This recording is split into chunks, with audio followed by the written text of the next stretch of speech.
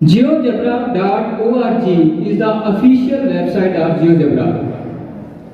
यहाँ से आपने अपने गूगल अकाउंट के लिए आगे उसकी भी मूवमेंट होगी।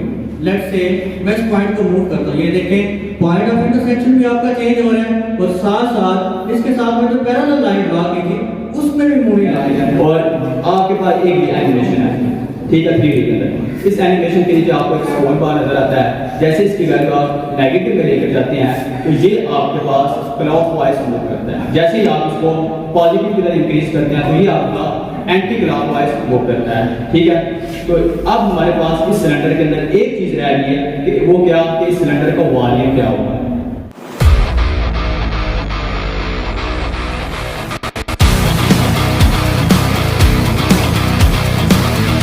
ये बिल्कुल एक फ्री और डायनामिक सॉफ्टवेयर है जिसको हम लर्निंग एंड टीचिंग पर्पस के लिए यूज करते हैं।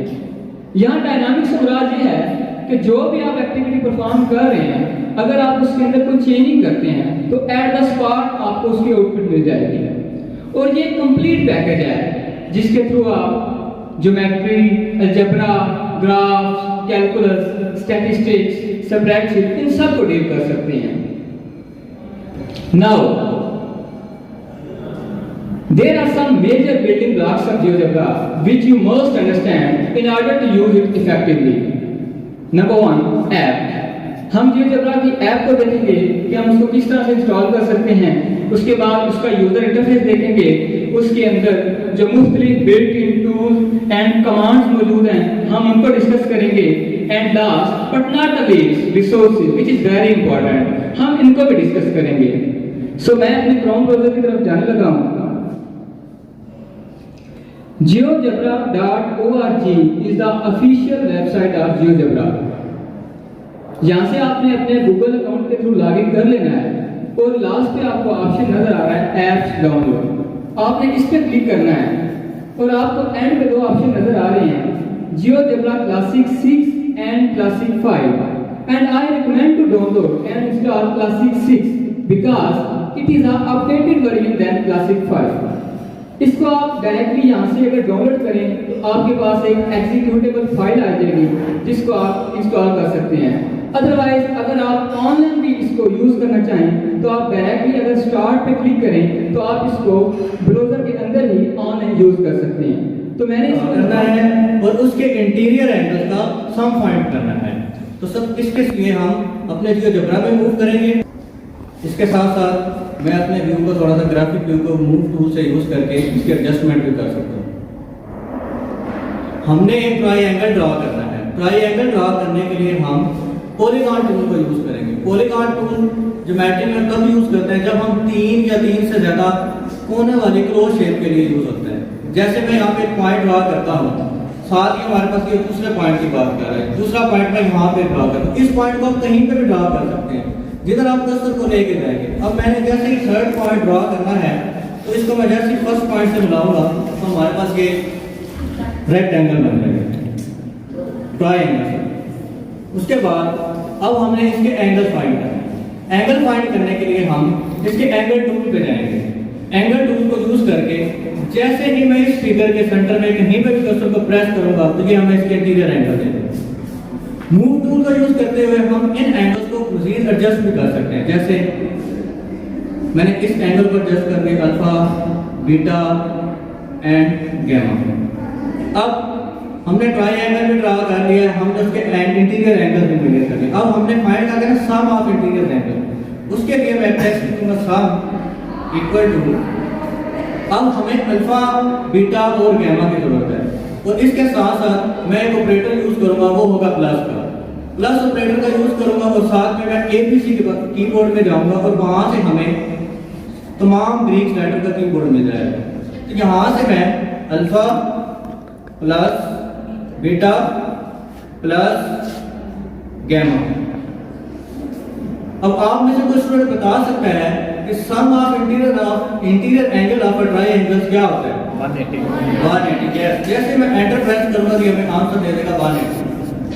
तो बेसिकली हमारे टॉपिक का इस एक्टिविटी का पर्पस यही था कि हमने ट्राइएंगल को ड्रॉ करना था और उसके साथ साथ हमने इसके इंटीरियर एंगल का सम फाइंड करना था। नेक्स्ट एक्टिविटी हमारे पास क्या है?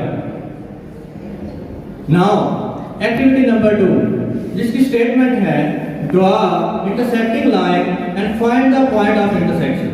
यानी कि हमने कोई लाइन ड्रॉ करनी है और उनका इंटरसेक्टिंग पॉइंट फाइंड करना है, और जो उनका इंटरसेक्टिंग पॉइंट होता है उस पॉइंट को ही हम पॉइंट ऑफ इंटरसेक्शन कहते हैं। तो हम अगेन अपने जियोजेब्रा पे मूव करते हैं और यहाँ से मैं लाइन टूल को यूज करूंगा। लेट्स स्टार्ट, मैंने एक पॉइंट यहाँ पे ले लिया और सेकंड पॉइंट मेरा गया। अब जैसे मैंने कहा है कि हमने लाइन लेनी है, इंटरसेक्टिंग लाइन हम दो या दो से ज्यादा लाइंस के दरमियान ही हम उनका इंटरसेक्टिंग लाइन फाइंड कर सकते हैं, पॉइंट ऑफ इंटरसेक्शन फाइंड कर सकते हैं। तो इसके लिए मुझे एक और लाइन ड्रा करनी होगी। तो लेट्स से मैंने एक और लाइन ड्रा कर दी।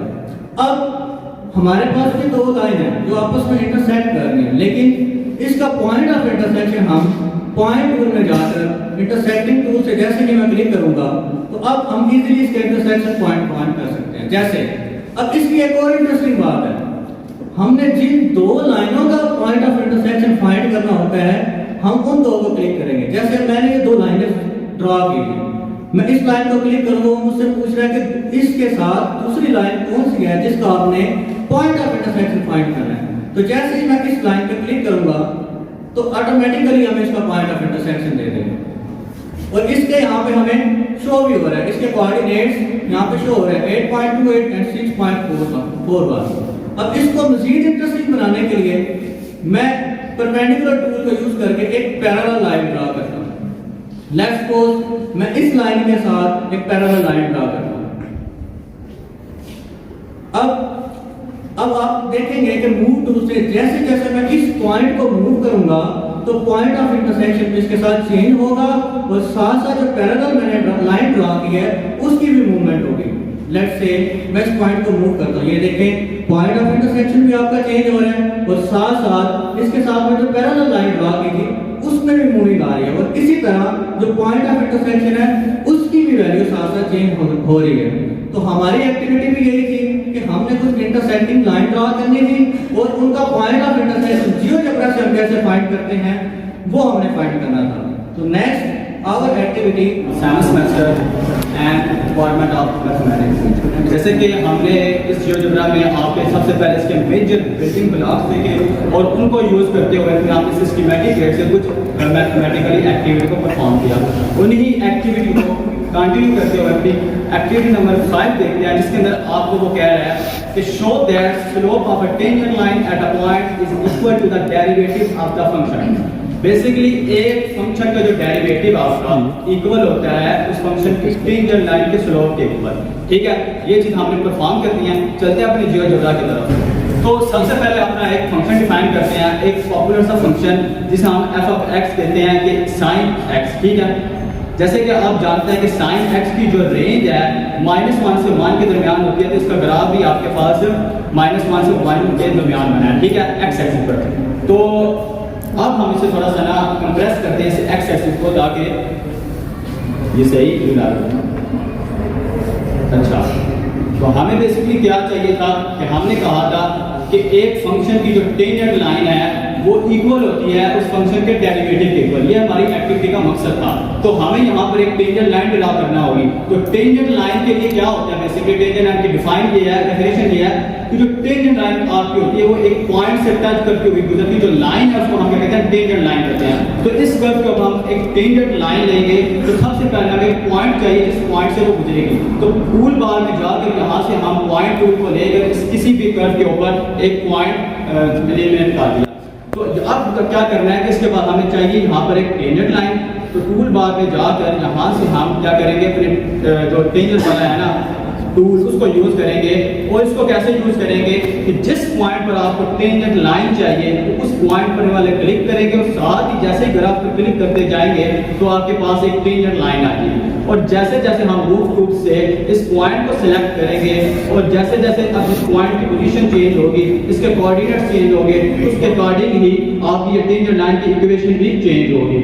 एक बार में जाकर अपने स्लोप टूल को सिलेक्ट करेंगे और जैसे ही इस टेंजेंट लाइन के ऊपर क्लिक करेंगे हमारे पास इसकी आपके पास स्लोप आ जाएगी। अब इसको एम्बेड कर जैसे जैसे इसके पॉइंट के कोऑर्डिनेट चेंज होंगे वैसे वैसे इसकी equation of tangent line change होगी, वैसे वैसे आपकी जो स्लोप है वो चेंज होगी। अब इसके साथ अभी तक जो हमने वर्क किया वो सब क्या था, वो थी इनपुट दी है इसके ऊपर। अब हमें यहाँ पे चाहिए था, हमारी जो एक्टिविटी का मकसद था वो ये था कि जो हमारे पास फंक्शन का जो डेरिवेटिव होता है उसकी स्लोप के इक्वल होता है, ठीक है, ये चीज हमने लेकर आनी है। तो अब यहाँ हम एक पॉइंट डिफाइन करेंगे, जो पॉइंट डिफाइन करेंगे वो बेसिकली क्या बताएगा कि इस जो आपके पास फंक्शन है इसका डेरिवेटिव है। पॉइंट लेते हैं बी, एक ऑलरेडी हमारे पास मौजूद है, दूसरा पॉइंट लेते हैं। अब पॉइंट के कोऑर्डिनेट इस तरीके से लेंगे कि जो एक्स कोऑर्डिनेट्स है वो आपको एक पॉइंट को रिप्रेजेंट करेगा, जबकि वाई जो इसका कोऑर्डिनेट्स होगा वो आपका एम को यानी कि स्लोप को आपको रिप्रेजेंट करेगा। तो एक्स कोऑर्डिनेट्स को हम लिखते हैं कि ए पॉइंट, और सेकंड हम क्या नाम जो वाई कोऑर्डिनेट्स है यानी कि वाई एक्सिस है उसको हम लेते हैं एम, यानी कि एम के इक्वल स्लोप। अब हमारे पास यहाँ पर एक बी पॉइंट आ गया और जो बेसिकली क्या बता रहा है कि इस फंक्शन का डेरिवेटिव है। इसको हम रूट टू से सिलेक्ट कर थोड़ा सा ट्रेस करते हैं, ट्रेस ऑन किया। अब जैसे इसे एनिमेट किया ये एक डायनामिकली मूव होता हुआ आपको इसका ग्राफ का क्या बता रहा है कि ये आपके पास ग्राफ की फंक्शन का डेरिवेटिव है। अब यहाँ पर हम कैसे चेक करेंगे ये बाकी फंक्शन का डेरिवेटिव है, तो हम लेते हैं sin x का डेरिवेटिव। sin x का डेरिवेटिव क्या होता है, cos x, yes you are right. तो अब हम यहाँ पर लेते हैं इसका f प्राइम और अंदर x यानी कि cos x आपके पास का डेरिवेटिव। जैसे ये ब्लू जो ग्राफ है ये आपको नजर आ रहा है कि ये क्या चीज है, ये फंक्शन का डेरिवेटिव है। और जो हमारे पॉइंट दिया हुआ ट्रेस इस स्लोप के यानी कि स्लोप को हमने कह दिया कि हमारे पास इस फंक्शन के डेरिवेटिव के इक्वल होते हैं, इसकी जो टेंजेंट लाइन का स्लोप है। इसी तरह हमारे यहाँ पर जो एक्टिविटी का जो हमें फाइंड करनी थी वो नाम को पहुंचती है। तो अब हम अपने नेक्स्ट एक्टिविटी की तरफ चलते हैं। तो एक्टिविटी नंबर 7 और लास्ट वन इस प्रेजेंटेशन की एक्टिविटी है जिसमें हमें एक सिलेंडर ड्रॉ करना है और इसका वॉल्यूम फाइंड आउट करना है। तो सिलेंडर बेसिकली कौन सी शेप होती है, आप जानते हैं कौन सी 3D शेप होती है। तो इसके लिए हम 3D ग्राफिक्स को यूज करते हैं। तो 3D ग्राफिक्स के अंदर जाके हमने 3D ग्राफिक लिया, इसके अंदर आपके पास 3 विंडोज शो होती हैं। इसको हम न्यू फाइल में जाके अब आपके पास 3 फाइल आ गई है यानी कि 3 विंडो शो हो रही है। एक आपके पास इनपुट यानी कि अलजेब्रिक व्यू है, एक आपका 2D शेप है और तीसरी आपके पास 3D शेप है। अब जो हम काम अपना 2D के अंदर करेगा उसका जो रिफ्लेक्शन पॉइंट है आपको 3D के अंदर शो होगा। तो हमें चाहिए क्या, सिलेंडर। और सिलेंडर के अंदर दो चीजें होती हैं, एक वन रेडियस, दूसरा उसकी हाइट। अब इसके अकॉर्डिंग हम एक स्लाइडर लेंगे, इस स्लाइडर से हम कहेंगे जैसे जैसे सिलेंडर की हाइट चेंज होगी तो उसकी वैल्यू चेंज करेंगे तो उसकी हाइट इंक्रीज होगी, और जैसे जैसे हम उसका रेडियस चेंज यानी कि उसका रेडियस को वैल्यू देंगे उसका रेडियस इंक्रीज होगा। तो हमने दो स्लाइडर लेंगे, फर्स्ट स्लाइडर का नाम रखते हैं r यानी कि where r represent the radius of the cylinder, और हमारे पास मिनिमम वैल्यू है 1 से 5, ठीक है, और इनकी इंक्रीमेंट रखते हैं 0.10। एक स्लाइडर आ गया, एक और स्लाइडर क्रिएट करते हैं जो बेसिकली क्या करेगा, हाइट को रिप्रेजेंट करेगा। इसकी भी जो हाइट है 1 से 5 रखते हैं और इंक्रीमेंट देते हैं 0.10। दो स्लाइड्स आ रही, इसके लिए एडजस्टमेंट करते हैं। अब हमें क्या चाहिए, हमें अब सर्कल लेंगे क्योंकि हमें रेडियस उसका फाइंड करना है। अब इस सर्कल यानी टूल बार में जाकर सर्कल को सिलेक्ट किया और इसके ओरिजिन पर जैसे ही क्लिक करेंगे ये आपसे पॉपअप विंडो में पूछेगा आपके सर्कल का रेडियस कितना होना चाहिए। बेसिकली हमने एक स्लाइडर यूज किया है तो हम इसे नाम देंगे r का, ठीक है। तो जो मिनिमम वैल्यू दी हुई है आपने अपने स्लाइडर के अंदर रेडियस को उसके अकॉर्डिंग आपका जो फर्स्ट सर्कल है वहां से स्टार्ट होगा। जैसे जैसे इसको आप स्क्रॉल करेंगे यानी कि इंक्रीज करेंगे तो सिलेंडर की रेडियस की वैल्यू इंक्रीज होगी, वैसे वैसे आपके सर्कल यानी कि इंक्रीज होगा। तो इसके साथ हमें चाहिए क्या, सिलेंडर, हमारा बेसिकली सिलेंडर चाहिए था। हम अपने 3D के अंदर जैसे ही क्लिक करेंगे तो आपके पास टूल बार चेंज हो जाएंगे। इस वक्त जो टूल बार है वो आपके पास 3D में है, ठीक है। तो 3D के अंदर जाने के बाद अब हमने एक अपना स्लाइडर यूज कर लिया, अभी सेकंड एक स्लाइडर हमारा बचता है। तो यहाँ से हम टूल बार में से एक्सट्रूड टू प्रिज्म को यूज कर इस यानी कि बॉक्स के ऊपर क्लिक सर्कल के ऊपर क्लिक करेंगे तो हमारे पास वो पूछेगा इसकी हाइट कितनी है, यानी कि इसका एल्टीट्यूड कितना होना चाहिए। वो था हमारे पास एच, यानी कि अपना स्लाइड अगर हमने क्रिएट किया था, जो मिनिमम वैल्यू है वो 1 से स्टार्ट हो रही है, ठीक है, हाइट।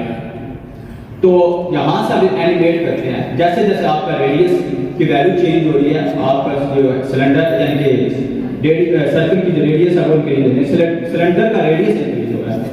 तो जैसे अब हम इसे थोड़ा सा ना ज़्यादा विजिबल करते हैं, उसको भी एनिमेट करते हैं ना, दोनों स्लाइडर कर सकते हैं। यस मैम, आपके साथ तीनों कर सकते हैं। एक 1 ये है, 2 ये है, एक ये है। आप सारे स्लाइडर्स में ना जो रेडियस है इसका इंक्रीज हो रहा है, जैसे जैसे आर की वैल्यू चेंज हो रही है, आपके पास सिलेंडर का रेडियस इंक्रीज हो रहा है। जैसे जैसे हाइट की वैल्यू चेंज हो रही है तो आपका सिलेंडर का हाइट चेंज हो रही है। और आपके पास एक ये एनिमेशन है, ठीक है, 3D के अंदर। इस एनिमेशन के नीचे आपको एक स्क्रॉल बार नजर आता है, जैसे इसकी वैल्यू आप नेगेटिव में लेकर जाते हैं तो ये आपके पास क्लॉकवाइज मूव करता है। जैसे ही आप इसको पॉजिटिव की तरफ इंक्रीज करते हैं तो ये आपका एंटी क्लॉकवाइज मूव करता है, ठीक है। तो अब हमारे पास इस सिलेंडर के अंदर एक चीज रह गई है कि वो क्या, कि इस सिलेंडर का वॉल्यूम क्या होगा, ठीक है। वॉल्यूम बहुत आसान तरीका है कि जैसे ही हम इस 3D के ऊपर क्लिक करते हैं, 3D के ऊपर क्लिक करने का हमारे टूल बार के अंदर एक टूल नजर आएगा वॉल्यूम का, उस पर जाकर सिलेंडर के ऊपर क्लिक करें और आपके पास सिलेंडर का वॉल्यूम शो हो जाएगा, ठीक है। जो सिलेंडर की पोजीशन होगी उसके अकॉर्डिंग उसका वॉल्यूम होगा, और जैसे जैसे इसको चेंज करेंगे वैसे वैसे इसका वॉल्यूम चेंज होगा। तो अब हम अपनी तमाम डिस्कशन को कंक्लूड करने जा रहे हैं। जैसे कि आप सबने देखा, हमने जियोजेब्रा को यूज करते हुए बड़े एफिशिएंट वे से अपने डिफरेंट मैथमेटिकल कंसेप्ट्स को डेमोन्स्ट्रेट किया, और इसके साथ साथ अगर हम जियोजेब्रा को इजीली यूज करना सीख लेते हैं तो इसके थ्रू हम अपनी लर्निंग एंड टीचिंग इन्वायरमेंट के अंदर इनोवेशन ला सकते हैं। एट दी एंड जब मैं जियोजेब्रा की अफादियत को मद्देनजर रखते हुए आपसे ये कहना चाहूँगा कि ये जो कंप्यूटिंग टूल है हमारे करिकुलम में शामिल किया जाना चाहिए। Thank you.